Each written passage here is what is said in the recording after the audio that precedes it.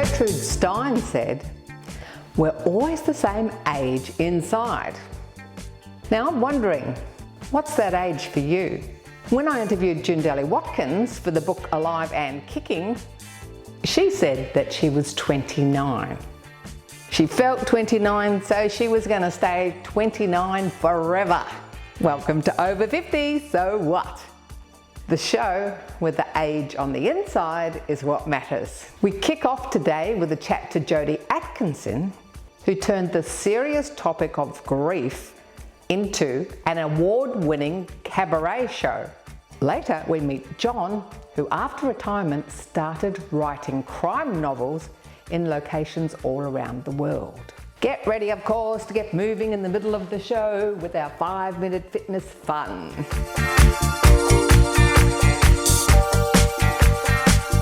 Some of you may be aware that in 2001, Menopause the musical was released, and it shone a light on the not too talked about topic of the life stage of menopause. Another topic we don't talk about much is grief, and in February 24, Jodie Atkinson launched an award-winning cabaret show, Have You Met My Grief? Today we're chatting to Jodie about her work as a grief recovery specialist and how this evolved into a cabaret show. Today we've got some amazing tips and some amazing advice to receive from you. How does someone support someone who's going through loss? I would always lead with, I can't imagine how you might feel, or I can't imagine how heartbreaking that might be. Then I would ask them if they want to talk about it. And if they want to talk about it, I stop talking. I don't ask them questions, and I don't throw tissues at them and try and, display any behavior that looks like I'm saying, I'm not comfortable with your feelings. Suddenly the story isn't about them anymore. It's about you. So just allow them to have their feelings. If you are a friend and you are not sure how to approach somebody going through a massive loss, just show up and say, I'm here. I think it is about the other person feeling like they're not equipped. We don't have conversations about what's appropriate to say to people. So learning to be able to be uncomfortable is the biggest thing you can do. So what do we do to learn more on how to become a better communicator or how to become a better supporting friend of someone who's going through loss? It is really just about being okay with not having any answers. I talk about this particular friend of mine. I had a really rough day, and I reached out to my friends and said, look, I need my friends to come over. I'm doing it really tough, but just be mindful of that roller coaster because it's pretty rough. Like, I'm up and down, I'm all over the place. And one of my friends actually messaged back, count me in, I love roller coasters. And what I love about that response was in the funk that I was in at that time, it made me smile, but it gave me that sense of, she's going to just sit in this with me. Like there's no judgment of how I'm feeling or how I'm behaving or what I'm thinking. And it was just literally that I'm going to be safe with her. And it was funny, right? And grief does have moments where there is stuff that's funny that happen in amongst all the hard and the shitty stuff, if I can say that. It's there is funny bits in there. There are light moments. So grief has many faces. And you were inspired with your loss to write the book, Have You Met My Grief? So Have You Met My Grief is about my experience, but I'm aware that grief is unique to everybody. And I figured writing a book about my individual circumstances might not reflect other people. So I did reach out to other widows, and I spoke to women in America, Canada, here in Australia and New Zealand. And I got their perspective.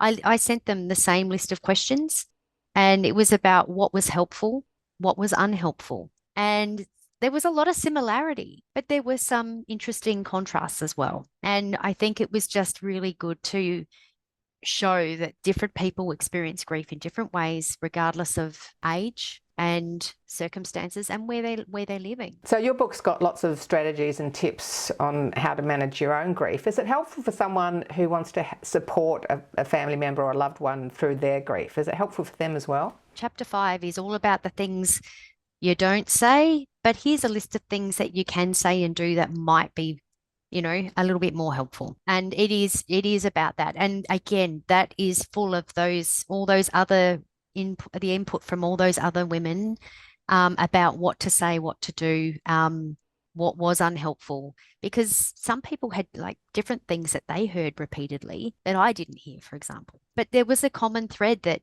people just showing up.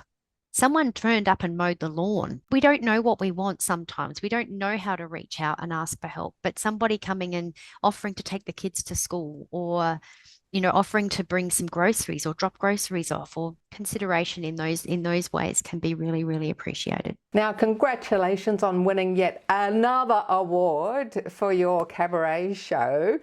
How did this book end up being a cabaret show and winning awards? I've always loved performing, but it's been on the back burner because there's always been other things to do. And when you run your own business, if you've got free time, what are you doing? Usually promoting your business, marketing, or taking some time out to regenerate. The book being received in its form has been helpful to people. When I look at Cabaret as a space to be vulnerable and share a message, it's another platform for this conversation to be had.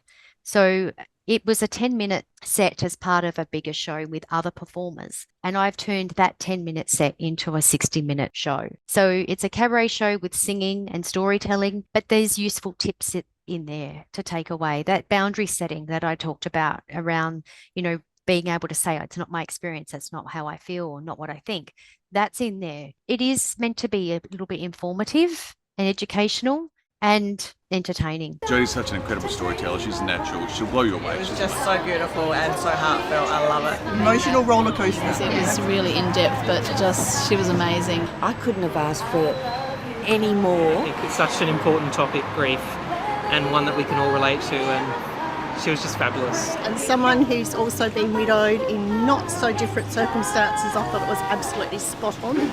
And it was so beautifully done. It's such an amazing show where you can laugh and you can cry and you can laugh and you can cry, all in a matter of minutes. And for me, that's what I wanted at Cabaret, all of those features. I thought the show was absolutely fantastic. I think everyone should come and see it. So what are your plans for the cabaret show moving forward? Look, I'm open to anything, really. Fringe here in South Australia, there are so many opportunities to collaborate and meet people who are looking to work with you, tour shows, things like that. I would love to take my show regional in South Australia, but interstate. And I am really keen to explore any options, really, in terms of this, because it's got a really important message. And that is my mission, really, with this. Well, when I heard about your show, I thought about Menopause the musical, which was launched in 2001, and people weren't talking about menopause. They weren't talking about that life stage.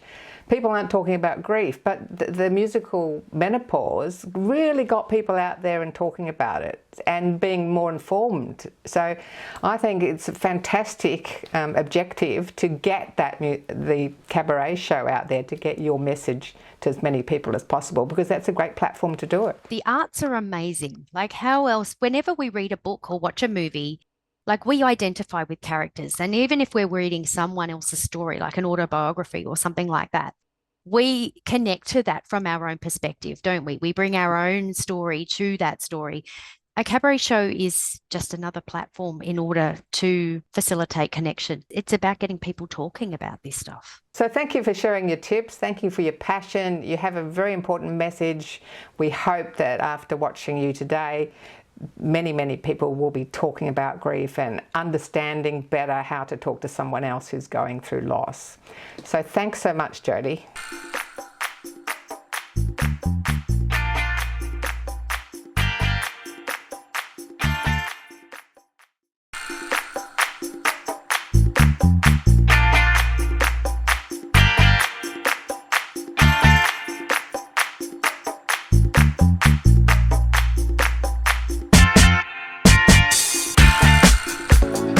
The future is bright. The music is called The Future is Bright. And it always feels brighter after exercise. You're going to start with a hamstring curl. So you're going to try and kick your foot to the bottom, so the heel to the bottom. We're going to do 7, 6, 5, 4, 3, 2, 1. Other side. 7, 6, 5, 4, 3, 2, 1, and change.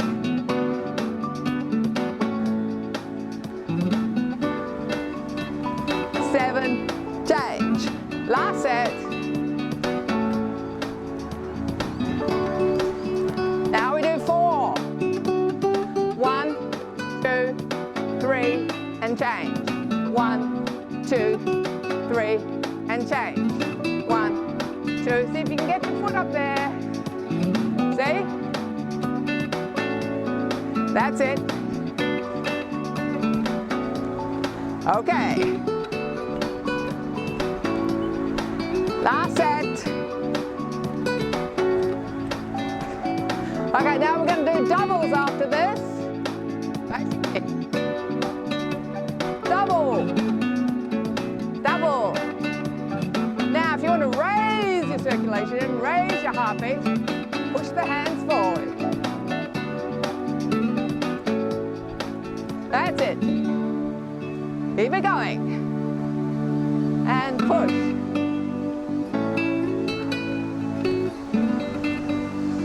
Okay, now we go singles.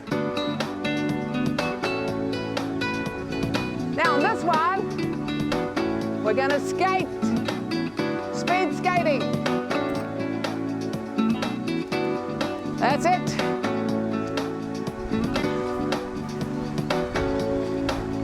Skating. Woohoo! Now we're definitely getting warmer.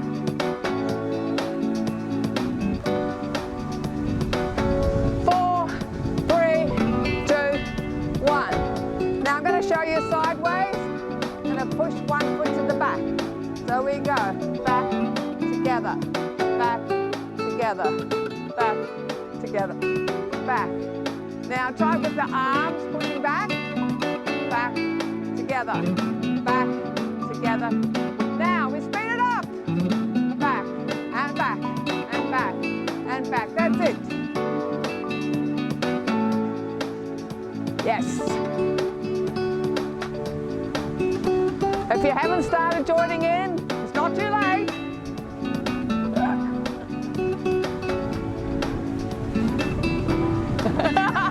Thank you, camera person.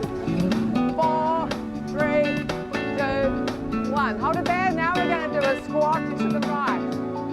So we go like this. Squat, together. Again, squat, together. And bend. Just take it as big or as little as you're comfortable with. Other side. Down. Down. 2 more. Down. Last one. 2 times. Down. Together. Down. Together. Down. Together. Now we're going to do the doubles, but we're going to speed it up. Can we do it? Down. Together. Down. Change. Down. Together. Down. Change. Down. Together. Down. Change. Down. Together. Good stuff, everyone. Good for your quads. Ready to do singles? Singles. Let's go. 1, 2, 3. No, we're not counting. Side to side.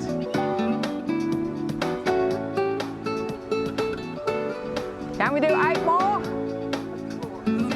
Oh, of course we can. 7, 6, 5, 4, 3, 2, 1. Hamstring curl. And change. 1, 2, 3, and change. 1, 2, 3, and change. Woohoo! Well done. Feeling brighter already.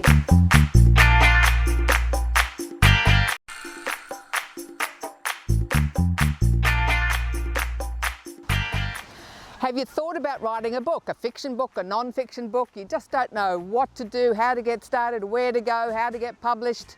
Well, why not check out a writers group? Today we're at the U3A Black Rock Writers Group. Hi John. Hi Carol. Now you've been involved with this writers group for how long? This is the first year. First year you've been Yes. doing it? Yes. So what inspired you to get involved? We went to an open day they had it at Brighton Town Hall, where they were, I think it was during Seniors Week, Yes. and the U3A had quite a big display there. And I had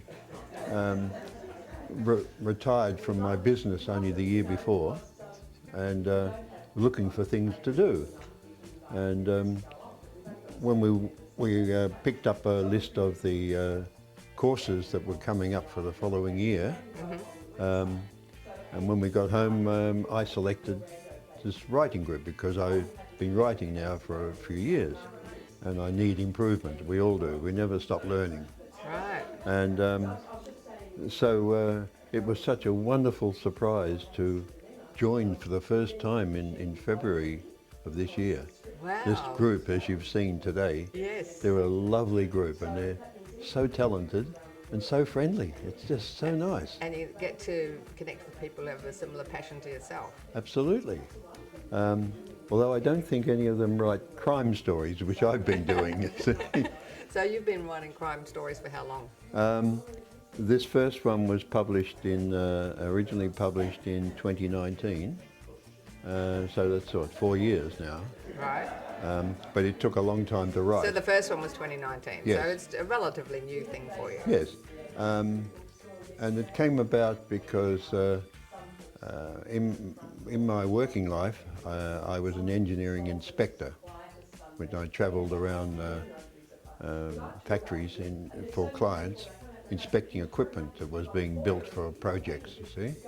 Sounds a bit far away from crime. I thought you were going to say you were in the police or something like that. Someone else asked me that. No, but I'd be out all day visiting these factories around Melbourne, sometimes in the country and sometimes interstate, and the evenings were spent writing reports. Right. And I'm going back when I first started doing this.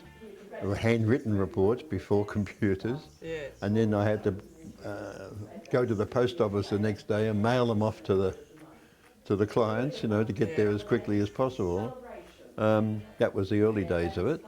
But I was writing every night. And I've been travelling the world since I was a very young man. And I got married in 1963, and we've just celebrated our 60th diamond anniversary, my wife and I. Oh, fantastic. Congratulations. And I had travelled, I'd been around the world with my best friend in 1959, which was a very interesting year. A lot of things were happening, with communists and communism and so on. And I spent nearly a year with my friend travelling. After I got married in '63, I was always telling my wife, oh, when I was here and when I was there. And one night she said to me, I don't want to hear your stories, I want to see it for myself. So we decided to travel as soon as we could. And we went travelling we did a tour of Spain and Portugal and Morocco. And afterwards we went up to Bilbao in the north of Spain, where the famous Guggenheim Museum is, that one that's a magnificent looking place. Yeah.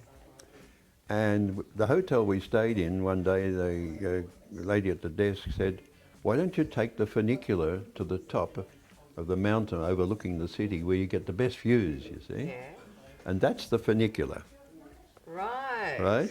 Okay. So, and that's a crime story. Have you been on the funicular? Yes, I have. Yes. They're always a single track, except halfway up there's a passing lane. Yeah. So they have one going up and one coming down at the same time. Yes.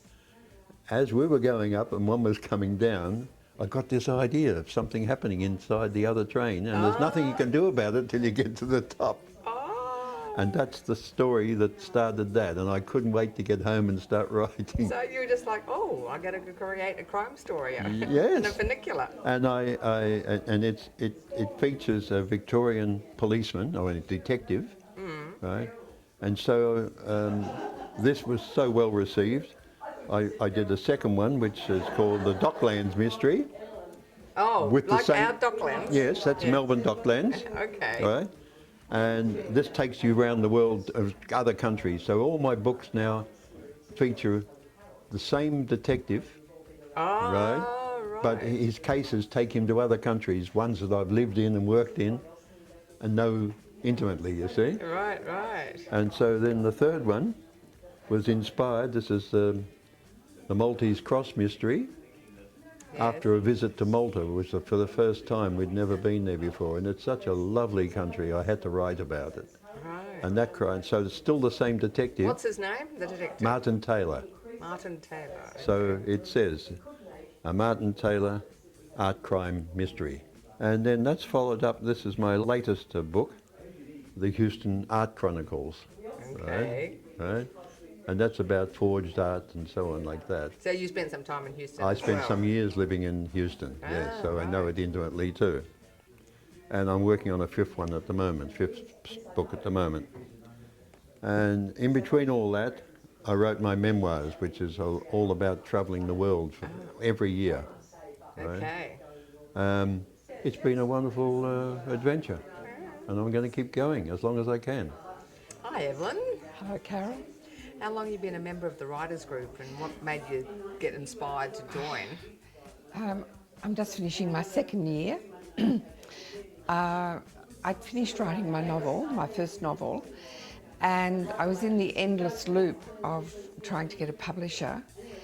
And as I've said before to the group, writing's a muscle. If you don't exercise it, it doesn't stay fit and healthy. My agent was trying to find a publisher. This is 2 years ago. And while you're waiting, you either start another novel or you find something else to do because you have to keep writing. And so I found the group and joined it February 2022. Yes. So what do you get out of the group? Because of the collegiate supportive thing, and left to yourself, unless you're really, probably it's your profession, so that you will write, left to yourself, you'll put it off. And what would you do with it anyway, you know? And so a group, they inspire you and they support you and encourage you. And I believe it helps people who want to be beginner writers, but it equally as much helps people keep writing who are already writers.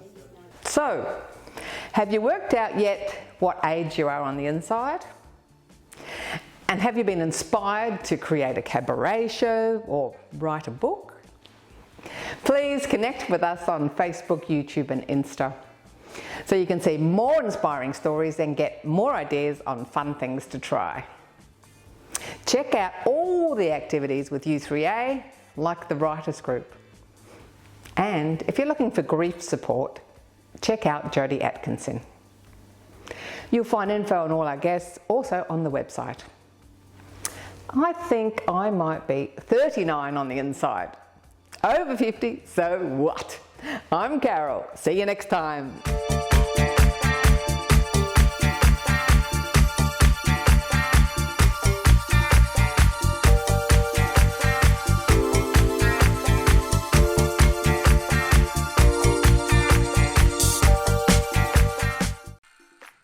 Thanks for watching our TV show. Be sure to hit subscribe and then you'll never miss an episode. Jump on Facebook, join our group, get in on the fun, fitness, wellness and inspiration. I'm Carol, over 50, so what?